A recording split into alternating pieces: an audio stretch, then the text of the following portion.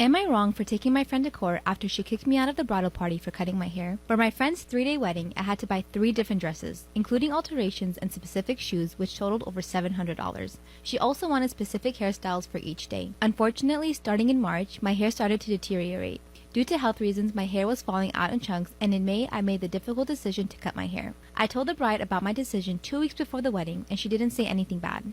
The following week, she came over to my house, and when she was about to leave, she brought up that she was concerned about my haircut, and I told her it would look good even though I wouldn't be in uniform with the other bridesmaids. The following day, I received this message. After our recent conversations, I'd like to remind you of my boundaries. I've been very accommodating and graceful, but I cannot allow you to disrespect me.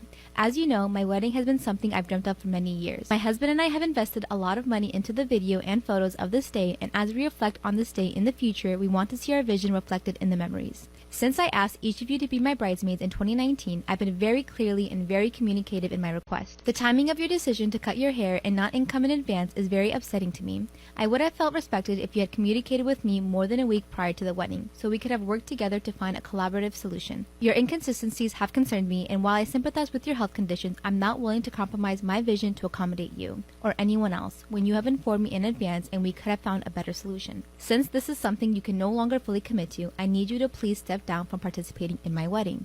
This was 3 days before the wedding. I immediately sent her and her husband an invoice asking them to reimburse for the dresses and shoes, keeping in mind that one of the dresses is still in her possession even though I paid for it. I was told I was inconsistent and selfish after I spent the past 2 weeks helping her plan the wedding shower. I worked with another bridesmaid to surprise her with a bridal shower after our bachelorette trip had to be canceled. I spent hours helping her out with wedding details. When she asked me to help her tone up before the wedding, I sent her a personalized workout program and even went with her to the gym to show her the ropes. When I agreed to be her bridesmaid, I was more than willing to oblige with what she asked, even if at times it was a lot of time and money. So, am I wrong for taking her to court because she kicked me out for cutting my hair? I, 19 female, started working at my job about 2 months ago, and I got my friend, also a 19-year-old female, a job here about a month ago. Over the past week, she got her friend a job here as well. Normally I wouldn't care, but she knew I had a problem with this friend in particular. We were texting about her when I found out she was going to be working there, and my friend asked me why I didn't like her. I told her that I thought she was bossy, demanding, and self-absorbed. She just said okay and moved on. The next day was my first day working with this girl, and I was being friendly and peaceful because I didn't see a point in making the environment hostile. Very mature. Yes. Good on you. You should have dumped out her shrimp fried rice. Really set the mood. And then shit in her locker. Soon after she got there, though, my boss pulled me aside and told me the girl saw what I said about her and I got written up and was forced to apologize. I did apologize and didn't put up a fight over being written up. My friend said she only showed her the text to see if she could think of something her friend did to make me feel that way. Bad so friend. we could maybe work it out. But nothing specific happened. I just hate her personality. And I really thought that she said nothing specific happened. I just hate her personally.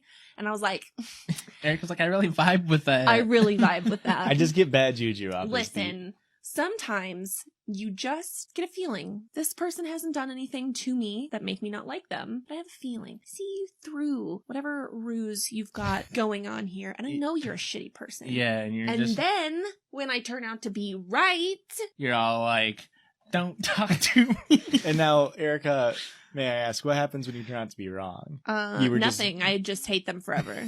Later, my friend apologized to me, saying she didn't think her friend would do that. And while I appreciate her apology, and luckily her friend is quitting, I was still written up for this, even though nobody involved was at work or clocked in while it happened. So am I the asshole, and did I deserve to be written up? She's already quitting? For what? Hostile work environment. I mean, personally, I just hate her. I'm an asshole for not telling my ex that he is a dad. For a little backstory, my ex and I were off and on for years, and it was very toxic. He was emotionally and physically abusive as well. 5 years ago, I got pregnant with our son, and when I found out, I was about to tell him. But he was going on a rant about how he never wanted kids and it would ruin his life if he ever had them. So I got scared and I didn't tell him, and I left in the middle of the night. Fast forward to now. I was walking with my kid and I saw him. He came up to me and we started talking. He then asked how old my son was, and I told him 5. He started yelling at me saying, "How could you keep him from me?" And also that he deserved to know if he had a kid. I told him I know he didn't want kids and I thought it'd be better this way. He told me he wanted to be a dad to him and that he wants custody. I told him no because of what he's done in the past, and he told me that I'd be hearing from his lawyer. A week later, his mother calls me and I haven't heard from her in years. She tells me I'm a terrible person for keeping her grandkid away from her and the whole family. Personally, back then, I feel like I made the right choice by keeping him away from them. But now I'm not so sure. So am I the asshole?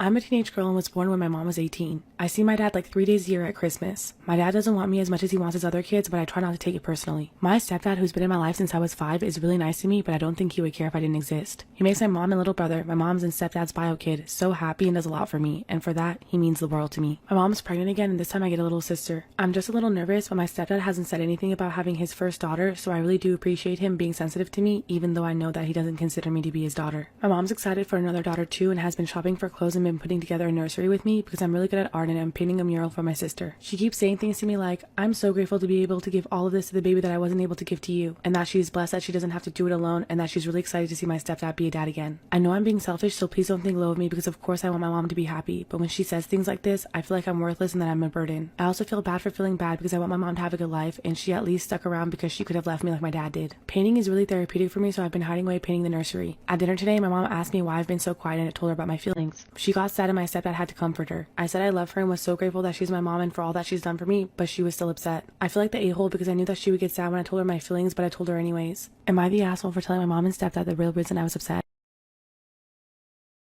Today I fucked up Uh-oh. by talking to a cop, costing me a pair of underwear. Yeah, you shouldn't have done that. For context, my mom and I had some barbecue last night from a news spot just outside of town. Pretty damn good. A little greasy though.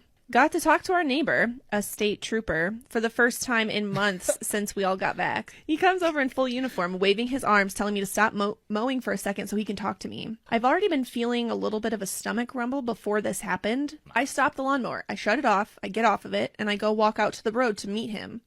He starts asking me questions about the yard, purposefully making it sound like I'm being grilled for something I did wrong. Cue anxiety attack. Rumbling in my gut continues to get worse as I'm trying to figure out a way to end this conversation quickly. He finally stops with the act, claps me on the back a few times, and says, "Don't worry, kid, I'm just shitting with you."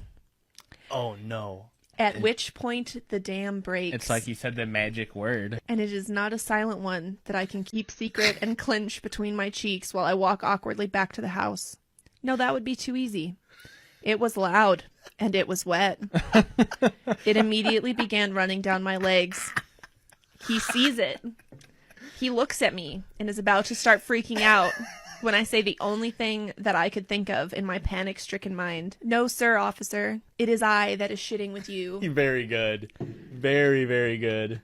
He was still on the ground laughing after I walked to the garden. I walked to the garden hose to clean off before going in. Ruined my new pair of undies with the pockets inside to keep your bits separate and comfy. I think here's the thing. If you're spending money on nice underwear, you rinse it out and you use them again. Yeah. My 23 female husband, 29 male, last night accused me of cheating after he learned I had a hemorrhoid. I'm completely devastated, and I can't seem to convince him to his, or my, satisfaction that I didn't and would never cheat on him. He noticed when we were about to have sex that my butthole looked a little different, as it does when you have a hemorrhoid, and immediately asked if I'd cheated on him. I already told him earlier that day that I was having some pain, and even about a week before, too. I tried explaining to him that hemorrhoids happen sometimes and that they're natural, and it's certainly not because I had anal with someone else. His response was that they're not normal for me. That's true. I don't get them often as an adult, only one other time in 3 years we've been married, and he thought I was cheating then, too. But I still didn't cheat, and I can't explain why or how it happened to get one. And I'm hurt and angry. Why is he so adamant that she's cheating? Ruh-roh. Glass house. Is he projecting? I think he's Maybe. projecting. Hell yeah. How many times has he had anal sex and gotten hemorrhoids? Maybe he knows something we're not privy to. He treated me like a cheater, withdrew all affection, and won't talk to me like a normal person again. What can I do? Can I convince him? Is this crazy at all, or would most people respond like him? This is crazy. It's crazy. This is a totally, completely normal reaction from a totally cool dude. So I recently met a guy online who seemed kind and polite. I scheduled a date for Friday and everything is going swimmingly. He was a gentleman with a nice sense of humor. There didn't appear to be any red lights in his profile. Until yesterday. I got a message from him saying he wants to meet up with me tomorrow morning, and I accepted, figuring we'll just go to Starbucks and meet there. With a smile on my face, I went to sleep. Instead, around 8 a.m., I received a phone call. I answered it, surprised, and it was my date. "Hey, have you gotten up yet?" "I just awoke." "It doesn't matter how you look. Your mother terrified me out." "My mother?" Yeah, she noticed me parked across the street. She waved at me and I waved back, but she was creepy. What time did you come over here? 5:30 a.m. My stomach sank. I checked my messages after the phone call. I was getting texts from 5 a.m. with a picture of my house and a message, "Do you live here?" I didn't give him my address. I just simply told him to directly meet me at Starbucks. Someone recognized me, so I moved, he texted in the next message, which included a photo of my neighbor's house. Obviously, I was terrified, and I knew that my mother and neighbors were probably terrified as well. I began to panic and began contacting my friends, desperate to check to see if anyone was awake and could assist me in any way. I get one response in a group chat, but out of fear of being judged, I lie to her and say I took care of the matter. I persuaded myself to leave the house and confront this man. "Hello, princess, how are you doing?" He was in my neighbor's yard, perhaps looking for me through their windows. I attempted to fake a smile and let him hug me despite my trembling. Then he moved in for a wet, messy, tongue-in-cheek kiss. I was at a loss for what to do. I tried to tell him that waiting for me at 5 a.m. wasn't cool, but he justified it by saying he wanted to beat traffic and not drive sleepy because he works nights. I tried to put myself in his shoes and shake it off. I got into his car and we tried to have a date that was as close to a regular date as possible. That didn't always include groping, smelling my face several times, or talking about marriage straight away so I could have his baby. I persuaded him to drop me off somewhere other than my house and let me walk back. That is, until I realized he was stalking me in his car. And when I questioned about it, he offered to walk me to my house. I told him no, even though I was terrified, and managed to escape. I was in tears and incredibly nervous by the time I got home. I texted him that I didn't think we're compatible and he should avoid me and my family at all costs. In reaction, he called me a scumbag. As a result, I believed I would take a break from online dating. Am I the asshole for chipping dog poop into my neighbor's front yard? I bought my house about 3 months ago, and when I moved in, I noticed there were a couple dozen lumps of dry dog doo-doo on the side of my front yard. Before I mowed the first time, I went out and picked them up with a plastic bag. The next day, I noticed a couple more fresh turds on my lawn, so I kept an eye out for the culprit. It didn't take me long to realize that my next door neighbors have some sort of Benji-looking fluff ball of a pooch that they let out unattended a couple times a day. The dog would sniff, run over in my yard, and poop every time. It was as if they were trained that way. The daily poo accumulation rate seemed to be 2 or 3. I hardly knew my neighbors, so I was hesitant to approach them with this sort of issue right out the gate. Am I the asshole for chipping dog poop into my neighbor's front yard? One Saturday afternoon, I saw my neighbor out front while I was tending the garden. I said hello and then started a simple conversation. I mentioned the poop and said it would be nice if they could pick up after their dog. My neighbor then blamed it on a stray. I trained my video doorbell to poop zoom and set the sensitivity to high. Within a week, I had a robust collection of evidence. I'm no poop pathologist, but I knew the poop in the yard was from that doggy butt. I didn't go into forensic detail, but asked my neighbor's wife to pick up the poop. She also denied it. I pulled a pitching wedge out of my golf bag and proceeded to chip dog scat from my front yard into my neighbor's. It also gave me a chance to work on my short game. Am I the asshole for changing my baby's name despite promising my dead husband's family I'd name the child after him? I lost my husband due to COVID when I was about 3 months pregnant. After he died, my mother-in-law thought it would be a great idea to name the baby after him if he was a boy. I agreed because I was overwhelmed with emotion. She said it would be like he's still there in a way. When my son got here, even though I still wanted to honor him, I'm not so sure I wanted to name the baby after my husband. I feel like that's just sticking to the past and that my baby should be his own person, so I give him a different name on his birth certificate. When I made the announcement on Facebook that baby Lucas had arrived, I started getting confused comments from my mother-in-law. She called me a few hours later asking why I'd broken the promise. I told her my reasoning and that I just wanted to move on in a healthy way. That I felt like calling my husband's name when referring to my son would hurt me and make the process harder. She didn't yell at me, but she did say how disrespectful it was to my husband to not include him in my son's life in some way. She also brought up the fact that I didn't tell her or his extended family that I was changing my mind. I told her personally that I felt like I didn't need to, as she was just my mother-in-law, not my husband. She raised her voice and said she'd been waiting all this time to meet her grandson and now she doesn't even want to see him. I said that was fine and hung up. I do feel bad.